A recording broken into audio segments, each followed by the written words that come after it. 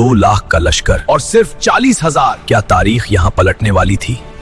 सन 636 ईस्वी मुल्क शाम का तपता हुआ मैदान यरमूक, जहां तारीख का सबसे बड़ा फैसला होने वाला था। एक तरफ बाज़ंतीनी सल्तनत का 2 लाख से ज़ायद का टिड्डी दल लश्कर था, जिसके आहनी लिबास और चमकती ढालें सूरज की रोशनी में आंखें चुंधिया रही थीं। उनके पास दुनिया का बेहतरीन असलहा, वाफिर रसद और सलीबों के साए थे। दूसरी तरफ सिर्फ 40,000 मुसलमान मुजाहिदीन थे, जिनके पास ना तो वैसा साजो सामान था और ना ही तादाद। रोमियों के दिलों में मुसलमानों का ऐसा खौफ था कि उन्होंने अपने सिपाहियों को 10-10 की टोलियों में जंजीरों से एक दूसरे के साथ बांध दिया था, ताकि मौत के डर से कोई पीछे न हट सके। फिजा में एक अजीब सी खामोशी थी, जैसे तूफान आने से पहले होती है। एक बदतमीज रूमी जनरल और एक गजबनाक खालिद। महान की बदतमीजी और खालिद रजी अल्लाह ताला अन्हु का गरजता हुआ जवाब।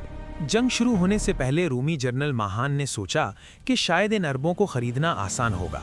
उसने हजरत खालिद बिन वलीद रजी अल्लाह ताला अन्हु को मुज़ाकरात के लिए बुलाया। महान ने अपने रेशमी खैमे में तकब्बुर के साथ बैठकर कहा, ए खालिद, हम जानते हैं कि तुम लोग एक बंजर ज़मीन से आए हो, जहाँ ना खाना है ना पानी। तुम सिर्फ भूख और गुर्बत की वजह से यहाँ आए हो।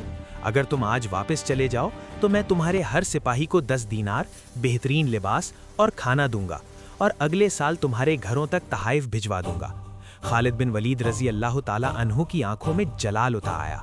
आपने फरमाया, ए महान, हम यहाँ भूख की वजह से नहीं आए। सच तो यह है कि हमने सुना है रूमियों का खून बहुत मीठा है और हमें खून पीने की आदत है, इसलिए हम तुम्हारा लहू चखने आए हैं। मैदान कारजार में सैफुल्लाह का जलाल, जंग का आगाज और पहली झड़प। जंग का तबल बजा और रोमियों ने पहाड़ की तरह मुसलमानों पर हमला कर दिया। रोमियों की तादाद इतनी ज़्यादा थी कि मुसलमानों की सफ़ें बज़ाहिर छोटी मालूम हो रही थीं। रोमियों ने अपने तीर अंदाज़ों से तीरों की बारिश कर दी, जिससे कई मुसलमान ज़ख्मी हुए। दुश्मन का दबाव इस कदर बढ़ा कि मुसलमानों का एक हिस्सा पीछे हटने लगा। लेकिन हज़रत खालिद बिन वलीद रज़ी अल्लाहु अन्हु, जिन्हें अल्लाह के रसूल सल्लल्लाहु अलैहि वसल्लम ने सैफुल्लाह यानी अल्लाह की तलवार का लक़ब दिया था, खामोश रहने वाले नहीं थे। उन्होंने अपने 4,000 बेहतरीन सवारों के साथ, जिसे मोबाइल गार्ड कहा जाता था, दुश्मन के क़ल्ब पर ऐसा हमला किया कि रोमियों की सफ़ें दरहम बरहम हो गईं। खालिद रज़ी अल्लाहु अन्हु जिस तरफ मुड़ते लाशों के ढेर लगा देते।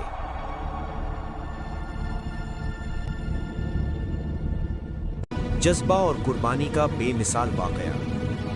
जंग के चौथे दिन रोमियों ने एड़ी चोटी का जोर लगाया और मुसलमानों के दाएं बाजू को इतना पीछे धकेल दिया कि दुश्मन मुसलमानों के खैमों तक जा पहुंचा। वहां मुजाहिदीन की बीवियां और बेटियां मौजूद थीं। जब उन्होंने देखा कि मर्द पीछे हट रहे हैं, तो हज़रत खौला बिनते अज़वर और दीगर ख़वातीन ने खैमों की लकड़ियां उखाड़ लीं और अपने ही मर्दों को ललकारा, अगर तुम पीछे हटे तो हम खुद इन रूमियों से लड़ेंगे और तुम्हारे मुंह नहीं देखेंगे। इस गैरत ने मुजाहिदीन के लहू को गरमा दिया। वो एक ऐसी ताकत के साथ पलटे कि रूमी हैरान रह गए। मुसलमान सिपाही अब जख्मी होने के बावजूद लड़ रहे थे। उनकी नज़र में अब सिर्फ शहादत थी या फतह। अजीम स्ट्रैटेजी और दुश्मन का मुहासरा। 5वें दिन तक रूमी थक चुके थे और उनके हौसले टूट रहे थे। हज़रत खालिद बिन वलीद ने देखा कि अब दुश्मन को फैसला कुन ज़र्ब लगाने का वक्त आ गया है।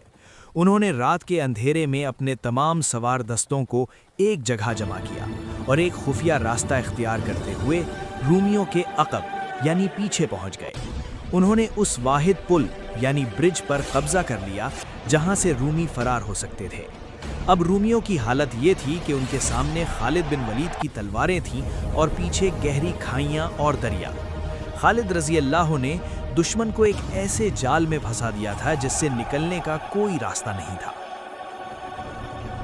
यरमूक की फतह और कैसर रूम का ज़वाल, आखिरी हमला और इबरतनाक अंजाम। छठे दिन का सूरज रूमियों के लिए ज़वाल का पैगाम लेकर निकला।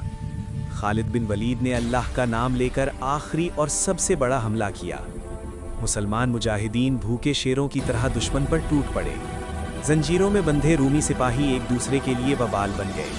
वो भागना चाहते थे, लेकिन जंजीरों की वजह से एक गिरता तो 10 उसके साथ खाई में जा गिरते। تاریخ گواہ ہے کہ ہزاروں رومی دریائے یرموک کی گہرائیوں میں غرق ہو گئے۔ قیصر روم، جو کبھی دنیا کا بے تاج بادشاہ تھا، شام سے بھاگتے ہوئے چیخ اٹھا، الوداع اے شام، اب تو کبھی ہمارا نہیں ہوگا۔